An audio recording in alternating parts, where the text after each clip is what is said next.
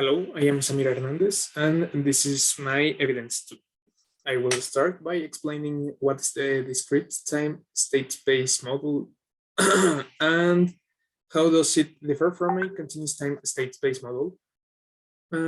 Basically, a discrete time state space model is a control system based on a matrix that contains the states of the system, like dynamics and actuators.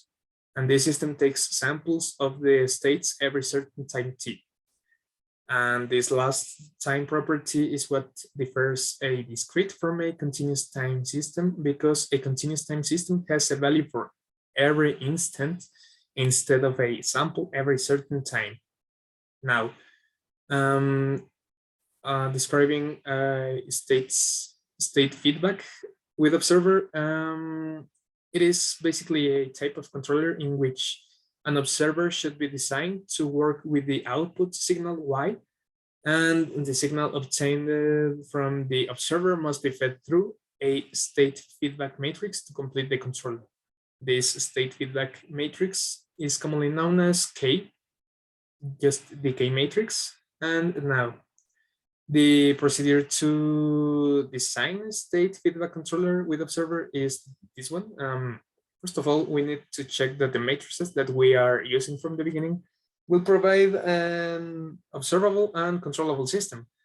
For this, we can use the MATLAB functions CTRB and OBSB that are these ones here. And it's very simple. Just by comparing the rank of the obtained matrices to the value n, we can determine the observability and controllability. With this, now we need to analyze and shape the poles of the base model so that all the poles are inside the unit circle. This procedure is right here. These are the poles I used for my evidence too. This list right here in line 43. Okay, once we have the poles, then we need to use the function place. This function place will generate the state feedback gain matrix or the K matrix by introducing the A and B matrices along with the poles list in the function. This procedure is right here, place A, B, and my list of poles, right? This one right here.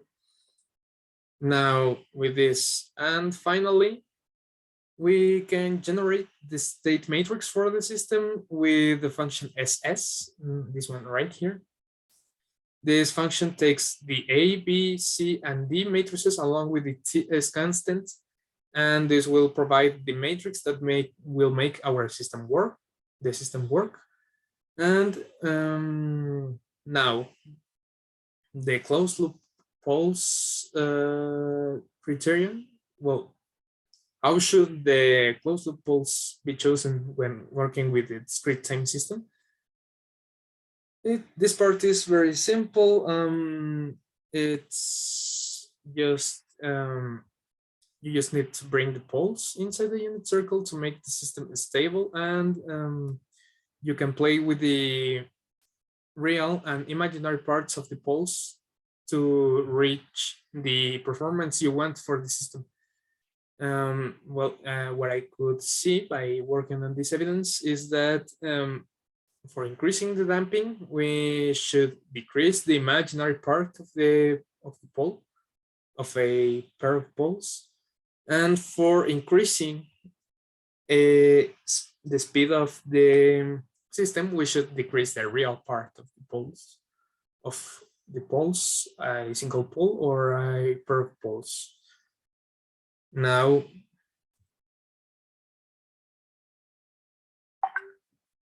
what motivated me to choose these poles? This one's right here. It's because they meet the requirements. The requirements for the system in this evidence are these ones. The closed loop system should be stable. Well, this is simple to confirm, to appreciate.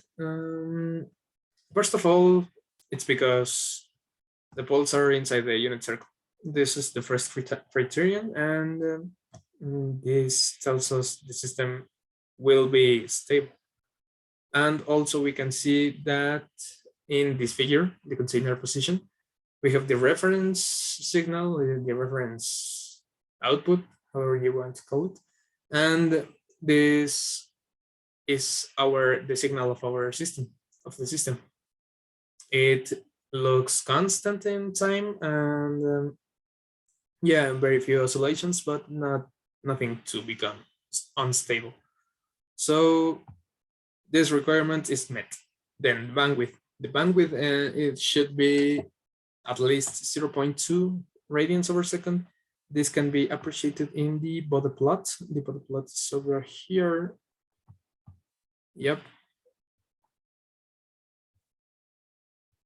It's hard to see in here the bandwidth, but I spent some time checking it, and it is about between 0.3 and 0.4 radians over second, is really closer to 0.4. But this requirement is met. It's achieved. And now the settling time, it should be less than 30 seconds. This is pretty simple to check. We just need to see the container position again, and we can see that the system settles about 13 seconds, approximately 13.75, and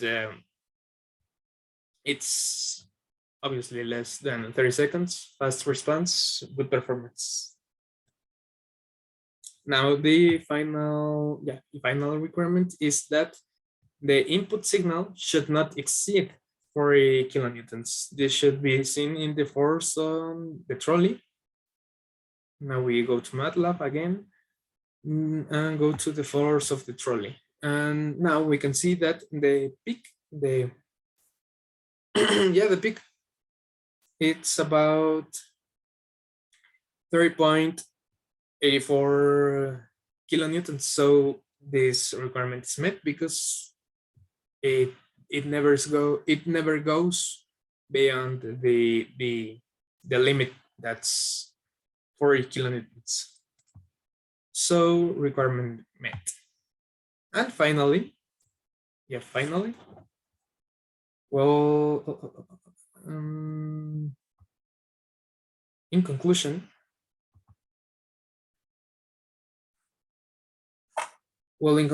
I could say that the most valuable knowledge I take from this course is working with discrete time systems, because these are the most commonly found systems in the real applications. And this fact makes this topic fundamental for our future professional lives. Thank you very much.